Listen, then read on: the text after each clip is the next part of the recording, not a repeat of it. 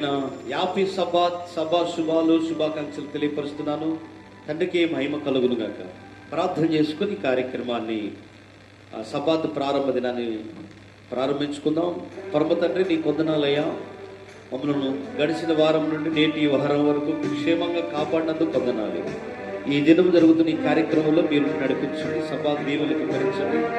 ఎక్కడెక్కడైతే తండ్రి ఆరాధన జరిపిస్తున్న వారి పిల్లల కుటుంబాన్ని మీరే దీవించి ఆశీర్వదించి మేలుతో నింపి సహాయం చేయమని యాషోవా మెస్సీయ గారి నామములో నడుస్తున్నాం తండ్రి.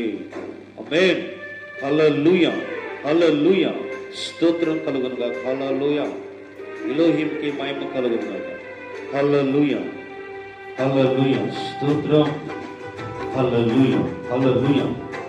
స్తోత్రాలయ్యా.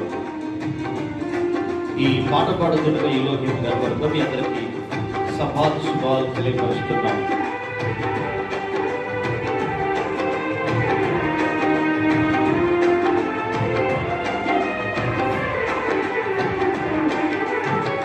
నీ ప్రేమే నన్ను ఆదరించెను,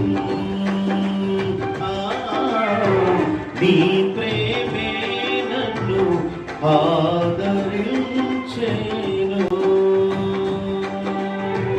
సమయోచితమైన నీ కృపను దాచి కాపాడెను, నీ కృపయే దాచి కాపాడెను.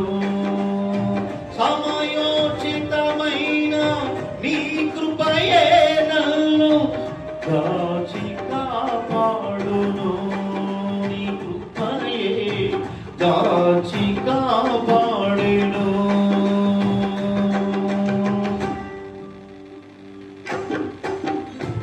నీ ప్రేమే నన్ను ఆదరించెను, యేసయ్యా. నీ ప్రేమే నన్ను ఆదరించెను. స్తోత్రాలయ్యా. హల్లెలూయా. స్తుతి స్తుతి. హల్లెలూయా.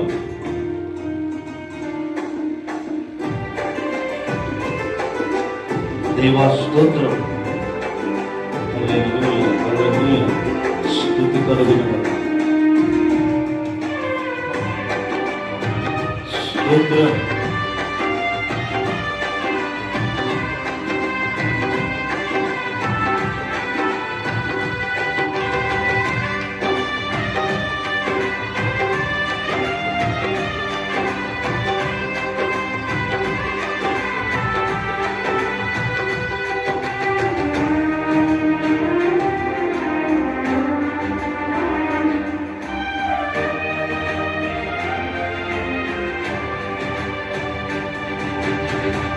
చీకటి కిరటాలలో కృంగిన వేళలో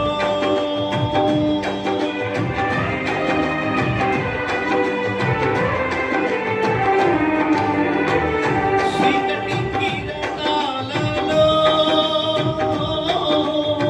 కృంగిన వేళలో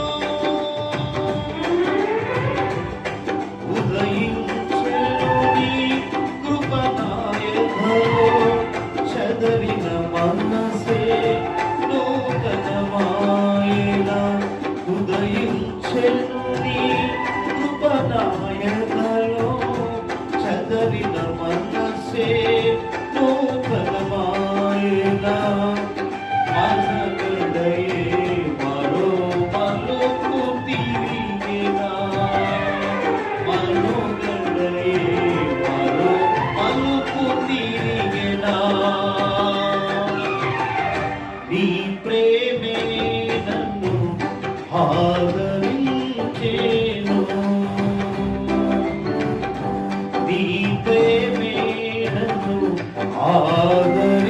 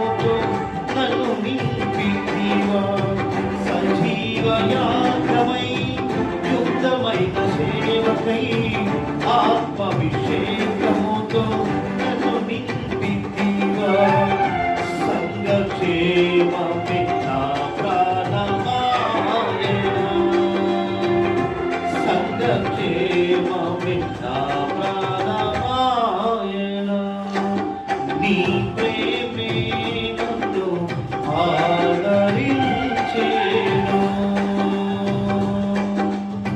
నీ ప్రేమే నన్ను ఆదరించేను.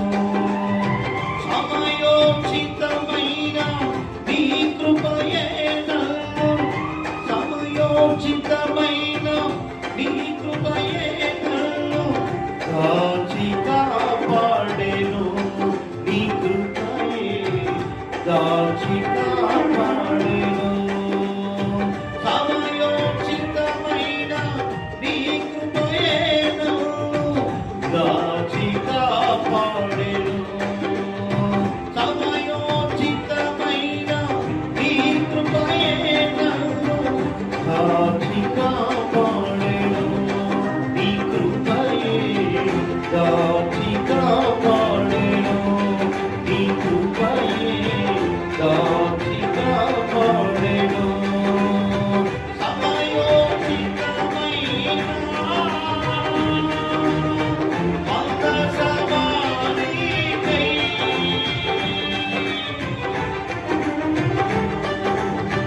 నీ కృపయే నన్ను ఆదరించెను.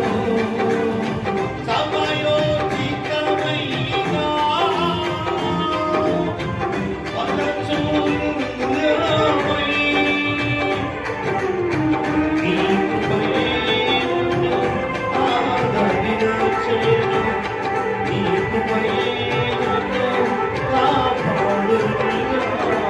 సమయోచితమైన నీ కృపయే నన్ను కాచి కాపాడును, నీ కృప కాచి కాపాడెను, కాచి కాపాడెను. సమయోచితమైన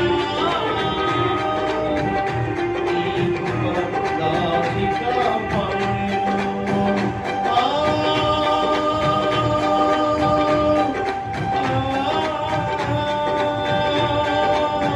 కాచి కాపాడెను, నీ కృపయే కాచి కాపాడెను. కాచి కాపాడెను, నీ కృపయే కాచి కాపాడెను, కాచి కాపాడెను, నీ కృపయే కాచి కాపాడును, కాచి కాపాడెను, నీ కృపయే కాచి కాపాడెను. Thank you, living my Father. Thank you, తండ్రి. హల్లెలూయా, హల్లెలూయా. వాక్య నిమిత్తం దయచేసి ప్రార్థన చేస్తారు. మెసేజ్ ప్రార్థనలు మనం ఏకీవేద్దాం. హల్లెలూయా. స్తోత్రాలు దేవా, కరుణగలిగిన మా తండ్రి, ఆత్మకు స్తోత్రం స్తోత్రం స్తోత్రాలు ఆయన పరిశుద్ధ మహోన్నతుడ సజీవుడ జీవన తండ్రి అయ్యా నీ పరిశుద్ధ పదపొందాలు స్తోత్రం స్తోత్రాలు తండ్రి ఆయన అయ్యా గచ్చిన సబద్ధం మహాకృషేత అయ్యాని రెక్కలలో కాశీ కాపాడి పొందనాలు స్తోత్రం అయ్యా పైన ఆటంకాలు రాకుండా తండ్రి అయినా మీరే కాశీ కాపాడిన నూతన సబద్ధం మనం ప్రవేశపెట్టింది రామతంత్రాలు స్తోత్రాలు తెలుసుకుంటున్నాను బిడ్డలను బట్టి పొందనాలు అయ్యా అయ్యంతో పాడిన మహిళ దాసు ఎత్తి పెట్టుకుని ఆత్మతో అభిషేకించినైనా అయాని దాసు ముఖానికి వచ్చి మీద ప్రతిపెడుతూ మాట్లాడి సాయం చేసి చూపించి లైవ్లో ఎంతమంది బిడ్డలు నన్ను ఏకీపిసి అయ్యాన్ని ఆరాధిస్తున్నారు, మహింపరుస్తున్నారు, నాటి బిడ్డలకు జ్ఞాపకం చేసుకొని దీనికి ఆశ్రయించింది అయినా వారికి కొన్ని 10 అంశాలుగా నీ మహిమ చెప్పు తీర్చుకున్నారు సూర్య కృప చూపించి దీవించి ఆశ్రయించి నేరామరికే మహిమ ఘంటప్పుడు అలా అర్పించుకున్నాను. మా నాదులు మా రక్షకుడు మా కోసం తొలరాను నాకు రేడగా ఆశ్రమిస్తాయా అది శ్రేష్టమైన నడిపెట్టుకున్నాం తండ్రి. ఆదించిన దైవజనానికి మరి షలోం తెలియపరుస్తున్నాం. మంచి సందేశాన్ని ఇద్దాం అందరికీ. హృదయపూర్వక షలోం.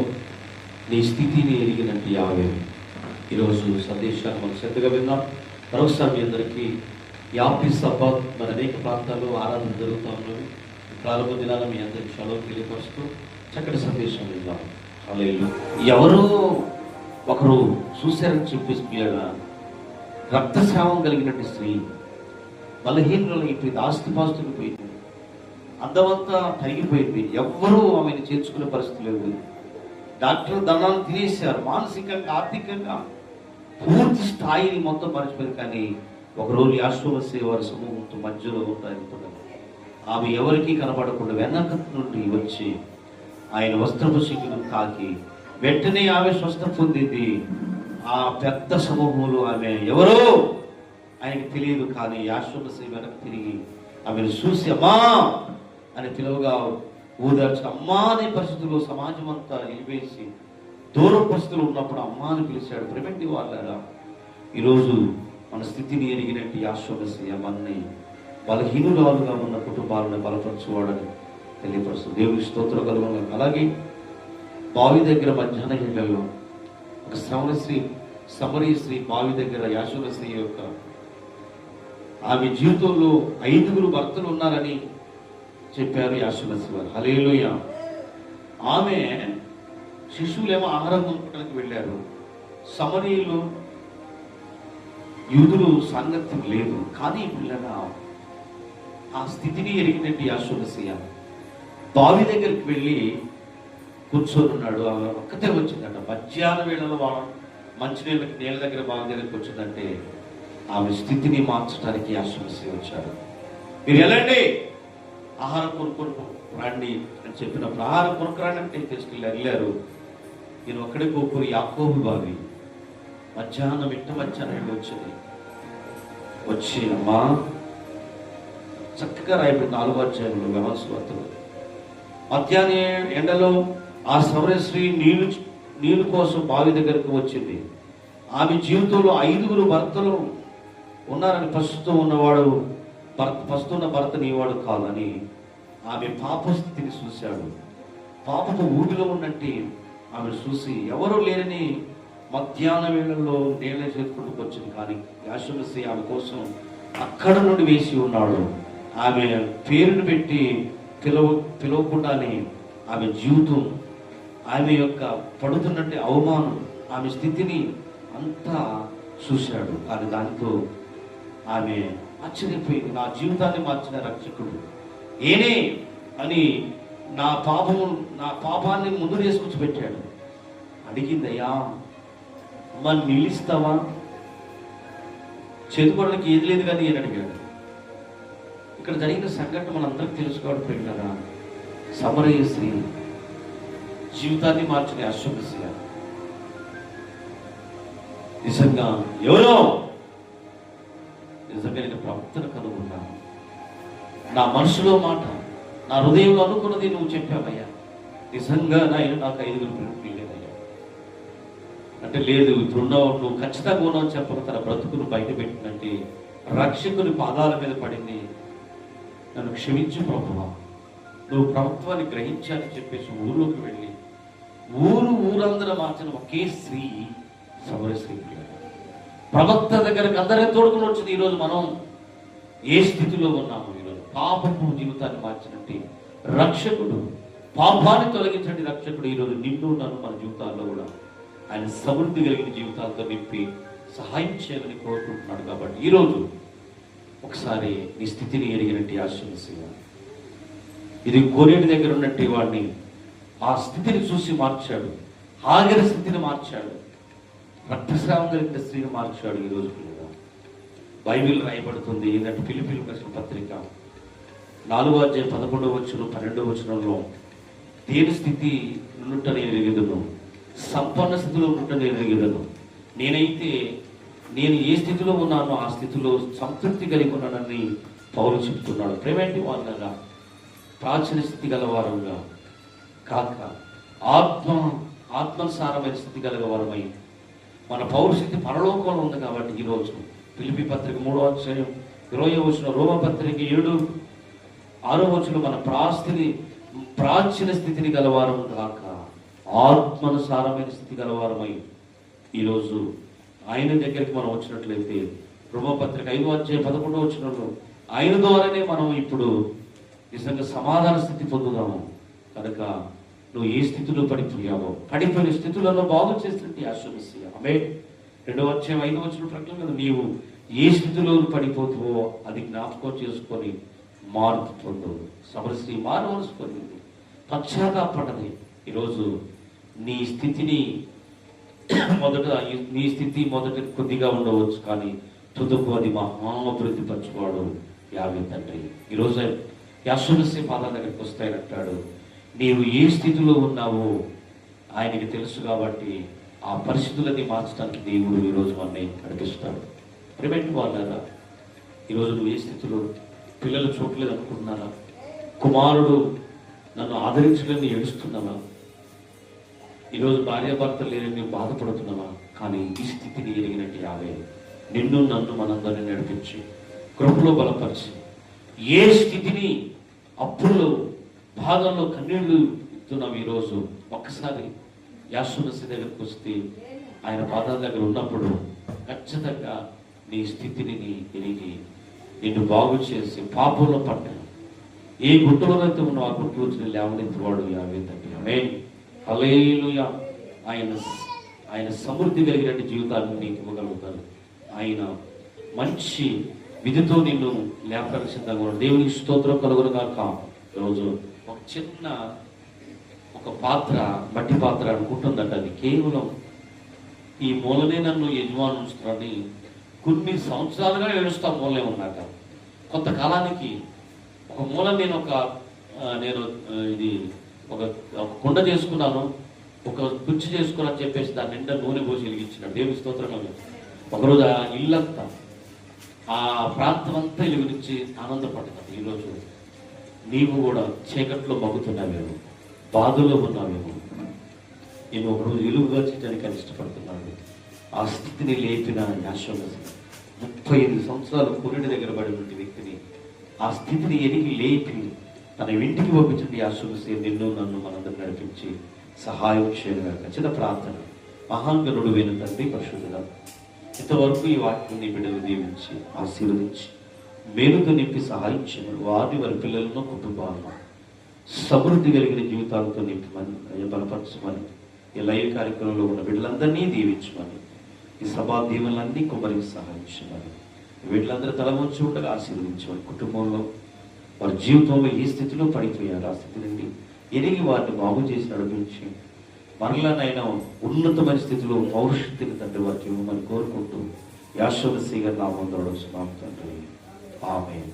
తండ్రి యొక్క కుమారుని యొక్క పరిశుద్ధాత్మ ప్రలోభపు యావేలు సదాకాలం తోడేవాడు. ఆమేన్. ఈ కార్యక్రమానికి వరకు చూసి మీ అందరికీ పరిపూర్ణమైన మనవి. కార్యక్రమం అనేకులు తెలియపరచండి. ఈ ఛానల్ కూడా సబ్స్క్రైబ్ చేయండి.